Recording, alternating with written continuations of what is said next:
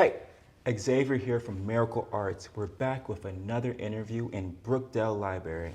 You guys know how I feel about Brook Center. It is home for me, and there's so much inspiration that needs to be shown in this community. We're here with D.Santos. D.Santos, how are you doing today? I'm doing awesome. Thank you for asking. How about you?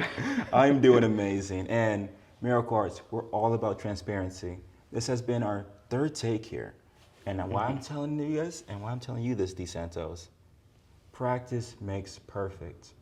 MiracleArts is transparent. That's one of our one of our four core values.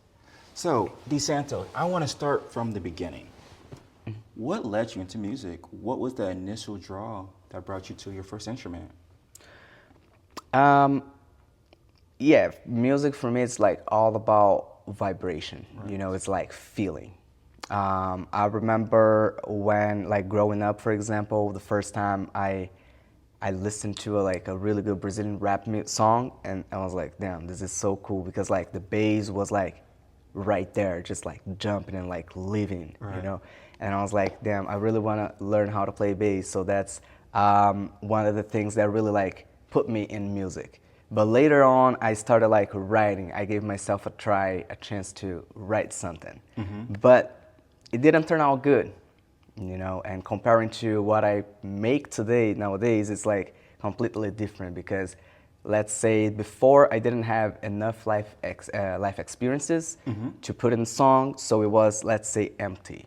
But the music I produce today, it's like full of like myself. Like I have like experiences in the song that I know there's people out there just look like me. You know what I'm saying? Going through maybe not the same issues or troubles, but using my music to show them that everything is possible, that they can get through it, whatever hard time they're going through. Did your music taste change throughout that time? Um, a little bit. There's a little bit of change. Let's say that before I was like, all right, I didn't have like a clear idea of to write about, you know, and I was like just trying like rhyming. But with the construction, like from there and my improvements to nowadays, I kind of feel like I know what I want to like put in the song and how to put it, that people will just like understand the message I want to like send. Okay. Well, we met at the Minnesota Artists Guild. Thank you, Heather. And you. I want to first ask, how did you get connected with the guild? How did you meet Heather? I came across a post on Facebook. Okay. Yeah, and then it was a Minnesota music group. I came across, I was like, you know what, I can just maybe try send an email because I don't know if people are really interested, but I kind of feel like my art is a little bit different than people can like listen or find in Minnesota. Just because not like, oh, I'm the best. No, not like that. It's more about like, it's not often and it's not like usual for people to listen to Brazilian rap music being in Minnesota. You know, like I kind of feel like the scenario and the cities is a little bit different from what I'm in, which is hip hop. I kind of feel like Minnesota is more like blues, you know, it's kind of like country, which is awesome. I love that, you know, don't get me wrong. But like for me, there is connections and I know there's like places that I can go. So one of the reasons that I connected, I was like, you know what? It's not gonna hurt me. right? Exactly. Just like send it. If they like it, we can get in touch and work like things out. So, have you found more resources like the guild? And how important are these resources to you?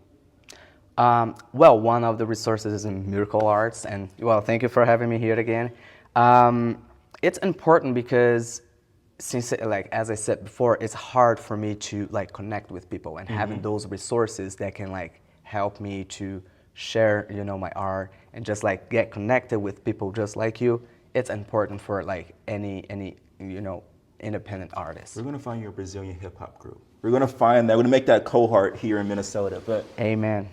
that's a great question. There is, how do you attract a Minnesota artist or a Minnesota audience that is not used to your type of music, that have not heard Portuguese on pop music or in their playlist? How do you attract to this Minnesota audience? This question is really good because it takes me back when I started listening to American hip hop. Okay. You know why I said that? Because before I didn't speak English, and I was kind of listening to the beat, to the groove, the melody, stuff like that, and then it was really nice. And the thing is about Minnesota. We are young, like the people in the Twin Cities, basically, like let's say mid what 20s, 30s, 90s. And what I like about the 90 hip hop is the beat. Yeah. Because there's so many beautiful boom bap, like 90s boom bap that really works something about imagination, just taking us back to our childhood and just like great memories coming, And even if people don't understand, I think like music is not about understanding, it's about feeling, because you don't have to understand what I'm rapping about, but if there's like a nice beat, a nice rhyming, it can really catch people. And that's what I kind of feel like that my music has done so far, and I'm hoping to, get more people and just reach out to more people with my music. So, I want to say this. In the comments below, tell me your best 90s beat or track list. Still Dre, I know that's '01, I know it's '01, but Still Dre popped in my head right when he said boom back. I'm just like, okay, that's a whole different story. Yeah. But in the comments below, please let us know what has been your favorite beat from the 90s, and I'll let you guys have early 2000s too. I know we got some 2000 babies. Oh yeah, like Tupac. For me, I don't know that there's one song. Yes. I'm really bad at name, but it was a good days about Dr. Dre. Anyways, it's about a better days. Okay. Tupac, that beat, I don't know, it's beautiful. I'll put it in the little backline right now and just have it play. That'd be pretty cool. Yeah. So, D.Santos, you have been interviewed a couple different times. You have performed at the Garage and other venues in Minnesota. What has been your best performance? What has been the best venue for you? All right, that one, I think I really like the Greenway Glow. Okay. That one was like, I remember being one of my first time having people like listening, paying attention, and it was my first time having more than people in the audience. And I remember just like performing with my partner, and these people came with like a lot of lights, just like doing and dancing in front of the stage. That was like really, really dope. I really like that. And yeah, I think the energy that I put like for that show, not that like saying that I didn't put as much as on the other ones, but it's like the feeling that I had for that one, because it was Brazilian Independence Day, and then I was like performing hip hop, like Brazilian Portuguese, and the Twin Cities, and I was like, this is beautiful. It's like something I really dreamed of, and now I'm able to do it. So I would say that one, it's like my favorite one so far. Well, hopefully we get you there soon, because it sounds like I just saw that spark come over, and I felt like I was there for briefly. That was beautiful. Yeah, I can see the spark on your face right now. It's absolutely beautiful. I don't know if that spark is from this or you brought up your partner, but it came out, and I want to know, how did you meet your partner, and how do you guys complement each other? I know you guys are both musicians now.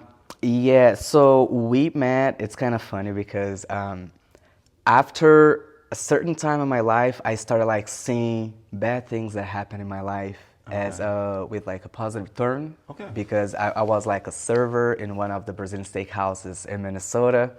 I was fired, and then I was kind of like really like going through like really bad depression. And I remember that I was living in downtown Minneapolis, and there was this other steakhouse in St. Paul. But for me, it was kind of far, but I was like, I need to work. Right. And before, it was just like this type of work job that I could do. And I decided going to that one to talk to the owner and say, hey, I need a job, and if you need somebody, I would love to, give it a try. And I went there, we talked, and I remember that I didn't have dating apps because I was like, nah, I'm done with it. Right. So I just want to be like by myself, going through this. That'll be fine. And I downloaded, started like doing the things. And I remember the first day when I went to talk to the owner of the restaurant, and then she popped up and we matched. Oh. It was crazy. Yeah. And then the reason is like when I said negative things that I take positive outcomes, it's because if I wasn't fired from the restaurant in Maple Grove, I wouldn't be in St. Paul because I didn't have anything to do in St. Paul. And then I was like, you know what? Let's go. So I got fired, went there, got a job, and then we met. And ever since we've been just, being like loving each other. Wow. And it's always funny that things just put you in that space, right? For whatever reason, you're supposed to be there at the time. And I come to find that often. I'm like, I was not supposed to be here. You were not supposed to be here. But we're running to each other at the same exact time. Exactly. It's meant to be. I believe. That's how I look at it. I kind of believe that everything in life is already written by somebody, But like there's no reason, no other reason for us to be here talking, and then us like meeting at the Minnesota Arts Guild. Yes. So it's happen. Exactly. It's meant to be. Before this interview, you talked about you said you were drawn to a higher power throughout these jobs. For the struggling musicians out there, the struggling artists out there that don't think their career can happen, what is a point of advice that you would give them? I think like just never give up, because we never know when it's gonna be the day that we will like come across with somebody that will like help us with it. And also just create something that you wanted to hear. Because I kind of feel like if you create something you're not gonna consume, how would you expect somebody else to consume? You know what I'm saying? Yeah. Because for me, I make music myself, so when I'm like driving on the road, I can blast my music up and just vibe, But I also understand that there's people going through a lot of shit right now, so that's the other reason that I also create, because I want to like uplift people. I think we live like in a hateful world, and everybody's hating on everybody. And I kind of feel like we can spread love, we can spread compassion and empathy to everybody. That's what I'm saying. Like life is easy, but we make it complicated because we don't have to hate on our next brother, like or anybody else. Right. We can love. And I think that if we come together, we can have a better place to live.